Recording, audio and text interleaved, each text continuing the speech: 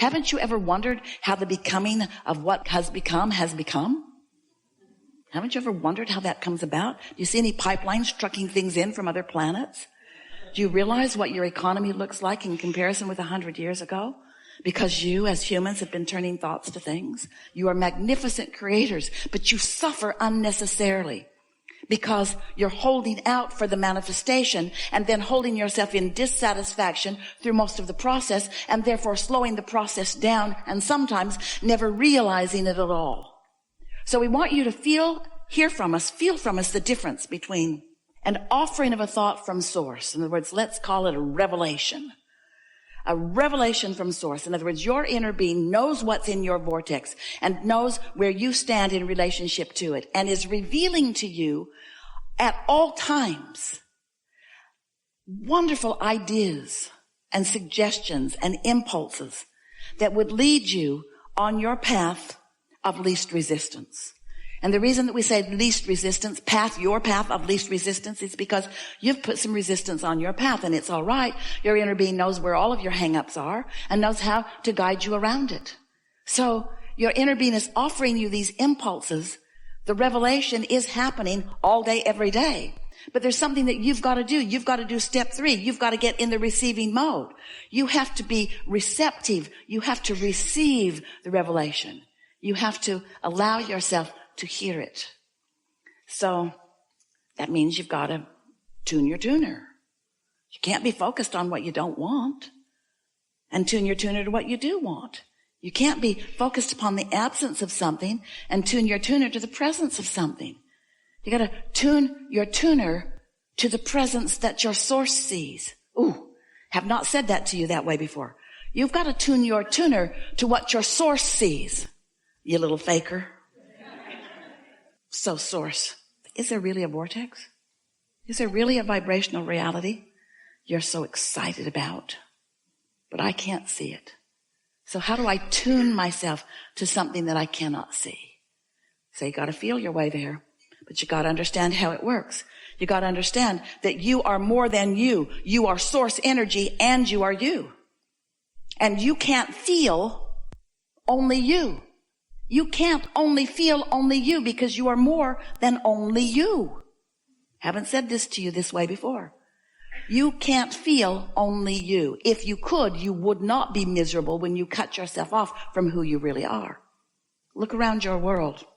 There are those who have cut themselves off so significantly from who they are that they are obviously miserable. Are you one of those? Because your inner being is aware of you and what you want at all times. It's like having a cheerleader cheering you on even when you're depressed and you say, get away from me. Get away from me. And if your inner being would get away from you, then you wouldn't feel so miserable because your misery is about the vibrational relationship between what your inner being knows about what you want and what you are actively offering vibrationally about what you want. That's your guidance system. So how do you tune your tuner? By caring about how you feel. By trusting that your inner being exists. By knowing that your inner being is real. By tuning to the frequency of your inner being. When you want something, when you ask for more money, it goes into the vortex and it begins attracting unto itself. And your inner being, your soul, your source, focuses on it for you and holds the frequency of it so that you can listen your way back to it, so that you can feel your way back to it, so that you can good feeling your way back to it. And once you get on the scent of it, once you get on the vibrational scent of it, once you hear or sense the subtlety of it, and you receive that first thought that matters to you, that first thought that's strong enough that you received it and different enough that you know you didn't think it. And that's really what we're wanting to talk with you about, is you getting into the receptive mode so you can tell when you're receiving from your source who knows about your vortex, or whether you're receiving from someplace else that neither knows or cares about your vortex. So For a while, we've been calling this gathering the art of allowing, the art of you figuring out how to allow yourself to be in the vibrational vicinity of the stream of consciousness that's coming from your inner being so that you can hear the subtle at first. It gets louder and more defined and easier for you to hear. Rampage of information and guidance that is coming forth from your inner being. So you ask for it. Contrast caused you to do that. And Source answered it. But the answer of Source is vibrational and it's subtle and you got to listen. And that's what step 3 is. Step 1 is know what you don't want. Well, how long do you have to know it? Do you have to know what you don't want your whole life? Do you have to talk about it every day of your life? Your relatives do, we know. Or can you know what you don't want, which causes you to launch a rocket about what you do want, and then when Source gets all over it, and the energy that creates worlds is focused upon it, and the vortex of it begins spinning and attracting the cooperative components, could you look over there? Well, you could, but you say, there's nothing to see. There's nothing to see over there. Look at all this stuff I can see over there. There's all this stuff I can see. I hate most of it. But there's all this stuff over here that I can see. And to look over here, I have to focus more than I'm ready to focus. And we say, so when you think about what you do want, when you launch your rocket of desire, this is a powerful vibration that is causing these vibrations and thoughts to turn to things. But every time you say, but where is it? You introduce more inability to see it.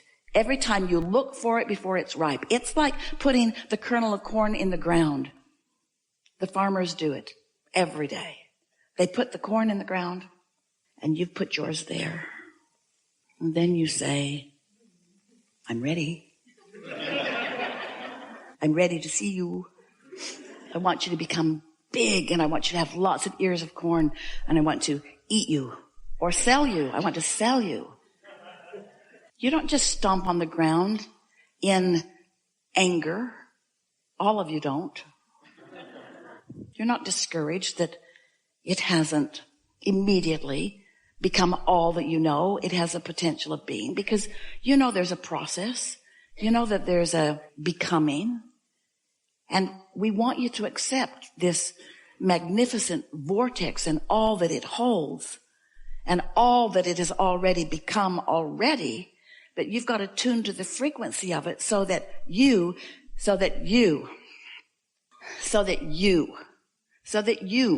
not somebody else, so that you, this matters so much so that you can translate it into something satisfying and something else satisfying and something else satisfying and something else satisfying and something else satisfying. It's like this fetus in the womb.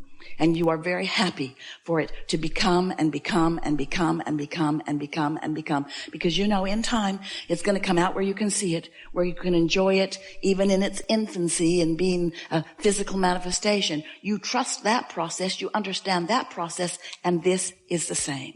You've got to get into the receiving mode, which really means you've got to turn off the receiving mode of I can't do that, or I don't know how to do that, and turn on the receiving mode of this is a simple thing for me to do. You have to turn off the receiving mode of what won't work and turn on the receiving mode of what does work. You have to turn off the pessimistic receiving mode and turn on the optimistic receiving mode. You have to turn off the hate and turn on the love. You have to turn off the confusion and turn on the clarity. It's very different frequencies. Every subject is really two subjects, wanted and absence of it. And sometimes without even knowing it, you're tuned to the receiving mode of the absence of it rather than the presence of it. And then you say, why is it not coming to me? And your inner being is saying, not only is it coming, it has come. And not only is it real, but it is so real that we are projecting to you clear thought of your path of least resistance to follow your way right to it. And you say, oh good, maybe, oh good, then I will just beat a very fast path to the conclusion of this. And we say, yes, we want that for you, but we also want for you to understand that the path keeps unfolding, that it's like a pipeline that's got all the new stuff, getting ready to manifest, getting ready to manifest, getting ready to manifest, manifest, yay. But new stuff, Yay. New stuff, new stuff, new stuff, new stuff, new stuff. And how does the new stuff get there? By exploring, by having some contrast, by asking for more. It all fits together so perfectly for you. And start being willing to reach for the satisfaction of sensing it, of receiving a new thought about it, of being in the flow of it, which really means you want to lower your resistance. Because it's the resistance that's slowing everything down, and it's the resistance that doesn't feel so good. Now, resistance and contrast, how are they different? They're not so different. Contrast is important for you to know what you do want. You have to know some of what you don't want. Well then, Abraham, weren't we born into an environment of resistance? Yes. Well then, why are you ragging on us all the time about having so much resistance? Because you make a career out of it. Because you stay stuck in step one. It's like going to the buffet, all of this food, lots of variety, and you look around, don't like that, don't like that, and don't like that, and don't like that, and don't like that, and don't like that. Oh, God, I really don't like that. Don't like that. I think I might like some of that. Get rid of all the other stuff, because I only like that. Really, I only want this. I don't want any of those other things on the buffet. Please remove them. They're upsetting me. Please remove them. Get rid of all of them. Please get rid of all of them. Get rid of all of them. And the more you say get rid of all of them, they just come out with more plates of them. No. I said, take them away. Why are you bringing more of them? Take them away. As you focus upon what you don't want, more and more and more of it comes, because this is a vibrational universe that is based upon the law of attraction. And when you say yes to something, more of what you're saying yes to comes. But when you say no to something, more of what you do not want comes. And then you become a control freak. A failing control freak. Because you can't control it. You just make yourself crazy trying to remove the things that you don't want because you don't want to see them. It might upset you. And we say, then look over there. I can't look over there because I know it's over there. I know it's there. I know it's there. And we say, so that's what introduces resistance into your equation.